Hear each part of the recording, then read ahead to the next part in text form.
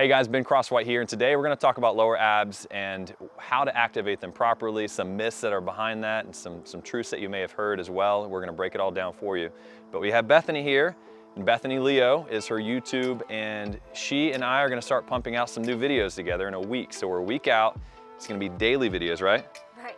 Daily videos, and 6 days a week, and it's going to be great. So follow that. That is going to be more of a follow-based type workout, 20 to 40 minutes of workouts, and straight through.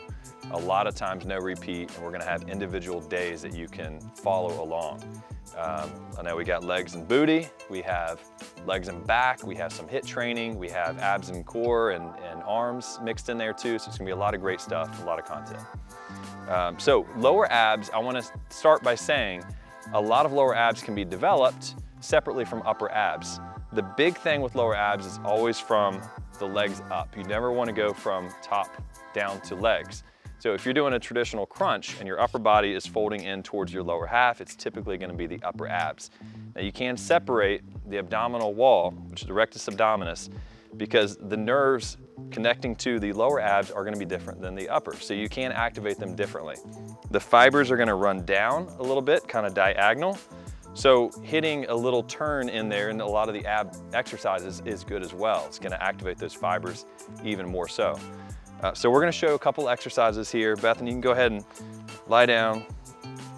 Again, the big problem with the lower abs is that a lot of people activate their hip flexors or they activate their upper abs. So I'm going to show you the difference in that. Go ahead and lay flat, Bethany, and she's going to keep her ankles crossed and her knees together, and that's going to stabilize her pelvis a lot more. It's going to help get a better posterior pelvic tilt at the top, which in turn flattens her back, and it's going to help activate the lower abs.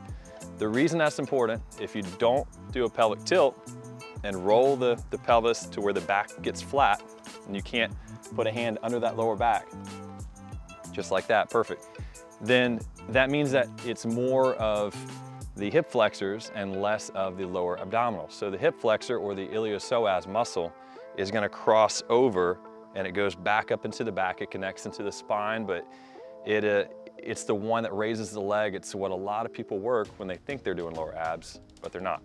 So with this one, we're going to bring the knees up. You're lifting your hips up off the ground and then coming right back down nice and slow and steady, and she's keeping the same degree angle in the knees the entire time. So we're going to do a few reps here. I like having her head up. She's using her hands to stabilize. That's going to put pressure down on the abs, keeping her head up and her shoulders up slightly, and then her back is going to be flat. Now it may round a little bit at the bottom, that's okay, but constantly focus on rotating your pelvis into that posterior pelvic tilt, especially at the top. A lot of times you can swipe your hands under your glutes as you come up, and that's going to help force the butt to get up so you know that you're doing it properly. Good. Go ahead and stop there. And then I'm going to show you what most people do. So we're going to extend the legs out. We're going to do a really bad version. It's hard for you to do because you do the right versions. And just going in and out. So you're straightening the legs and then coming back in. This is in a lot of videos, and I see it all the time, but it's a lot of hip flexors. It's not a lot of lower abs. And it's really, really bad form. So don't do that. Don't hyperextend the back. Get that tilt at the top, and you're gonna feel a lot more on the lower abs. So the next one, we're gonna be flipped around into a prone position on the hands, a high push-up position. And this is the same thing, same model. We're gonna be stabilizing, so you're gonna work a lot of transverse abdominis, just like in any plank position, even the high plank. And she's gonna bring her knee up, then lifting the hips, hinging at the hip, working that posterior pelvic tilt, squeezing the lower abs, back down very slowly, and then stepping back. And then we're gonna do the opposite side, and then come up, squeeze, back down, and then back out. Notice she's doing a long hold at the top. It's not just a really quick movement. That's so she can isolate and stabilize in her pelvis and in her lower abs and feel that squeeze and activate the muscles properly. Perfect. The last one I like is keeping the legs a little straighter. We're gonna flip back around, and she's gonna be up on her elbows. So the legs are gonna be a little straighter out, and we're not crossing the ankles this time. We're gonna keep them there, and then tapping the heels down, Keeping the same degree angle in the knees as last time. It is going to be a little straighter, bringing the knees into chest. And then back out nice and slow. So you're not going to bend any more as you come in. You're going to keep them a little straighter right to there. Yep, perfect. And then take them right back down.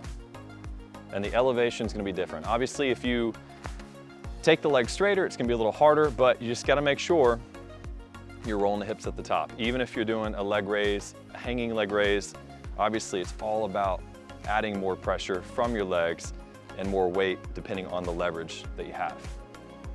Perfect. So that's it. So follow Bethany Leo, and we're going to be posting lower ab specific workouts that you can follow along, full abs and arms, and they're going to be great videos. It's going to be a lot of HIIT training, a lot of back-to-back stuff. It's going to be great sweat, and I promise you're going to see a big, big difference. If you want to do an actual program, we have Leo Sculpt.